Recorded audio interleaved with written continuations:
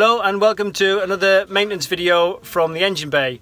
I do these down here because there's always a lot of domestic noise going on in the background in our boat. So down here I can get at least... So just to reiterate, these are maintenance blogs. They are not instructional how-to videos. These are just how I tackle the jobs using the know-how, tools and materials that I had available at the time.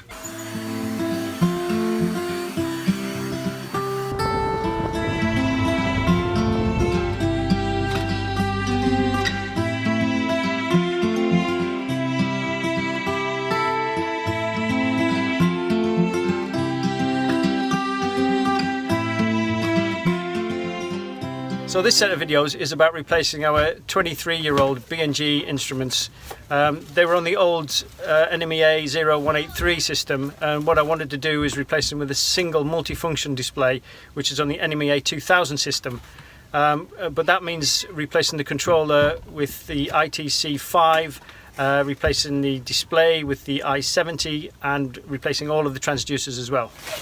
So I've just taken delivery of the Raymarine T70216 package. So this is the first time I've upgraded to the NMEA2000 system, and this is going to replace the old B&G stuff because we've got sonic speed and depth and wind, and they're all kind of very intermittent. So instead of trying to replace it bit by bit, which would probably end up being just as expensive, I'm going to replace it with this. It wasn't cheap, it was 1,500 euros. I could have got it a lot cheaper in the UK, but at the moment we're in lockdown because of the coronavirus. This is in the box. I've got the ITC5 unit, the wind indicator, the I70 multifunction display, various cables, and the transducer, which I've already started fitting, so the actual transducer isn't there, that's just the housing. So the first job is we're going to have to widen... Shh, guys! We're going to have to try and widen the gap for the transducer. At the moment it's 4.5, it needs to be 5. So it's going to be tricky. I'm going to take the old housing out and then put a new one in, which involves basically drilling out what's there and reforming the flange to make it sit parallel with the seabed and build it up with fiberglass. Bit of a tricky job, but we're out of the water, so it's a good time to do it, I suppose. The only time to do it. And then I've got to feed the lines, mount a few lines through from the transducer, and then set up the ITC5, and then I'm going to drill another hole, widen another hole for the multifunction display.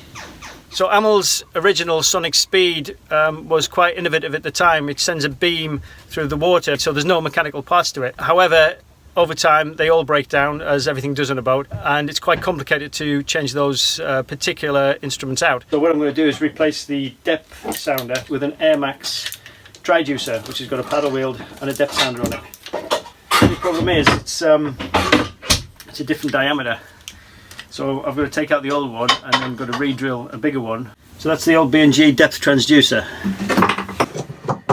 So I'm just removing the housing.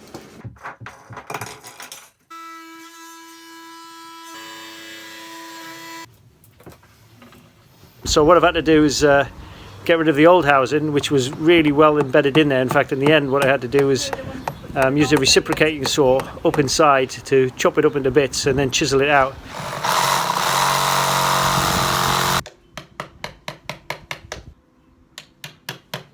I'm going to have to clean it all off, bore a bigger hole with it, which is a tricky thing in itself. But before I do that, what I want to do is build up the flange on the bottom of the keel so it points straight down and not at an angle like that.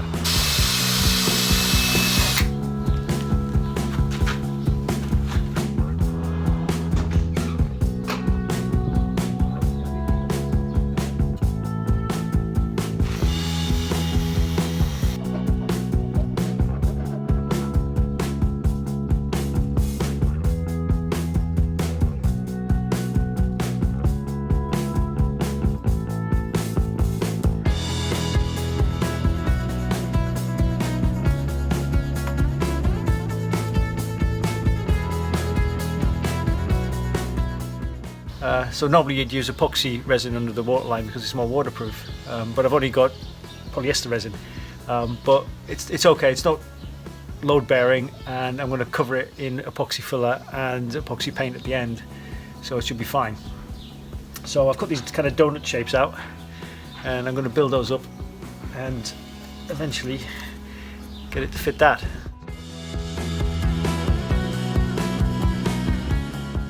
I had to basically build up the layers of fiberglass in a sort of inverse donut shape, but offset, so I could create a wedge shape, if you know what I mean.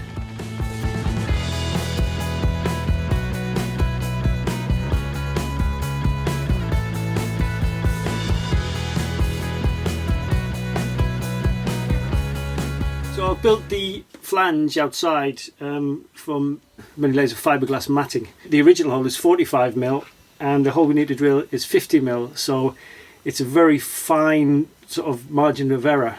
So what I've done is I've put another thin layer of fiberglass matting over the top of it to cover the hole. I've got a 45mm hole cutter here which I'm going to drill through the matting that I've put over the hole, and that'll give me a pilot hole then to drill from the other side with a 50mm hole cutter.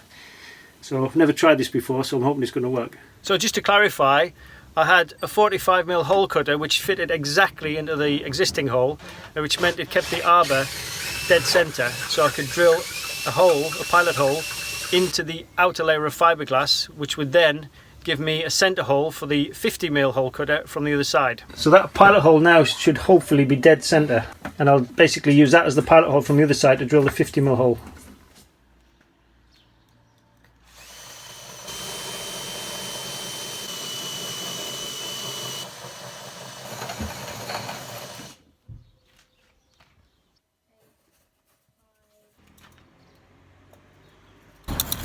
So that's a perfect fit now, but all I need to do is just square off that flange. As you can see, there's a few gaps around there, so I need to square that off and get it nice and flat, and that should be a nice cozy fit. For jobs like this it comes really handy. It's like sort of a mini Evolution belt sander, a 40 grit or an 80 grit, and it really bites into the fiberglass in small areas.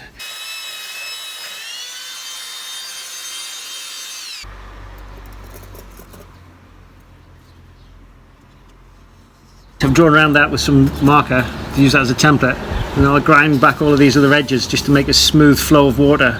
I've also given that a wipe round with some thinners, and I'll probably try and just fill any minor cracks with some 2-part epoxy. Then I'll re-drill it, and then we should be good to go.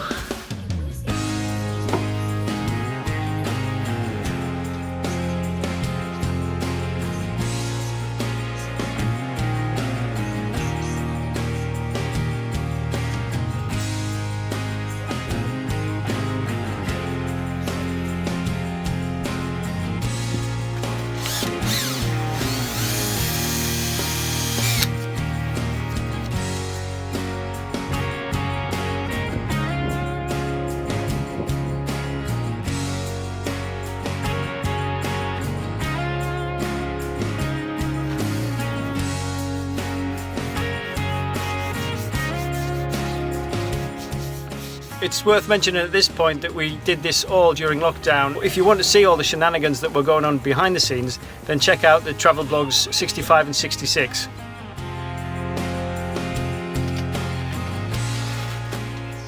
So while we waited for a decent day to do the epoxy and the anti-fouling layers, I moved inside to do the wiring. So to get this new transducer in, we have to take the old one out, so the actual cable goes all the way to the nav station. So what I've had to do is mouse it with a piece of string and mouse the old line out, and I'll use the same mousing line to put the new one back in. And the AMLs are great because they've got conduits running everywhere, but the problem is because they're in cupboards in the backs of the nav instruments and everything, especially when you're a liveaboard, you've got to kind of pull everything out, and so there's mess all over the boat. Simple as the job is, there was quite a lot of upheaval that goes with it. So then we had a weather window to add the epoxy and the anti-foul layer. If you do want to see how we did that, then check out the maintenance video on raising the waterline and adding the anti-foul.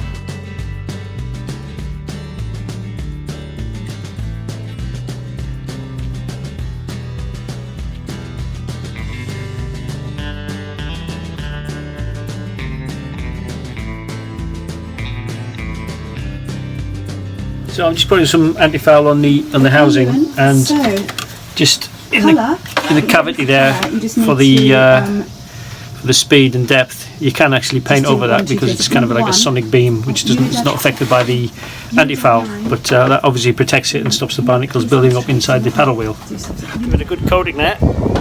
There's a little arrow there, which means that it's got to point forward. So I put plenty of marine sealant all the way up the housing on the outside. That's the washer. Again, I'm going to have to check down below to make sure that that arrow is still pointing forward.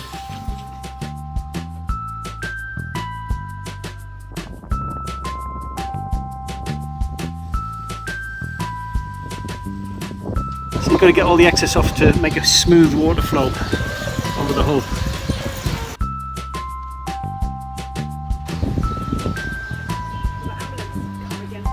The ambulance. Okay, that should do it. Okay. A tip I picked up from my painter and decorator mate that you saw in the last video, Werner, was to use baby wipes on marine sealant. It really clears it up well. So that was the flange created and the housing installed, and it was perfectly parallel with the ground.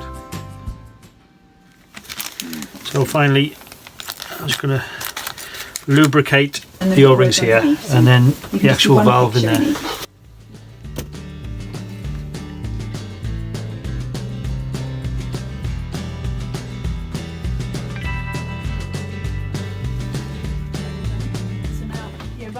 And then there's an arrow on the top of the Airmar unit which points towards the bow, so that ensures that the little impeller there actually works well.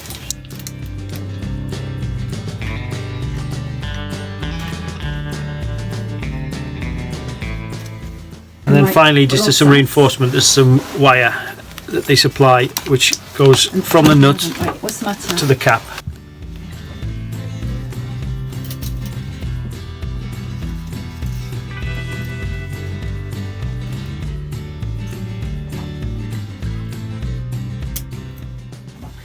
A loose bonding wire here, so I'm just going to reattach that.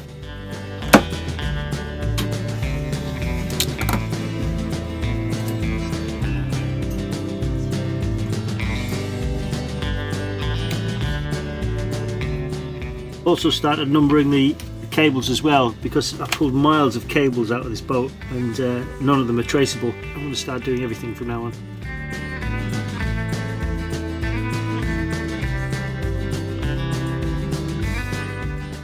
So the next videos I'll be removing the old B&G wind transducer and replacing it with the Raymarine one, and also I'll be doing the wiring for the ITC5 and fitting the i70 multifunction display unit.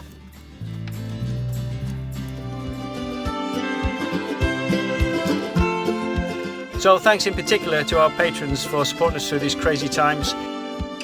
I do like the occasional beer, as I've mentioned before, so if you do want to become a patron, click on the link below in the description and become a patron for no more than the price of beer a month.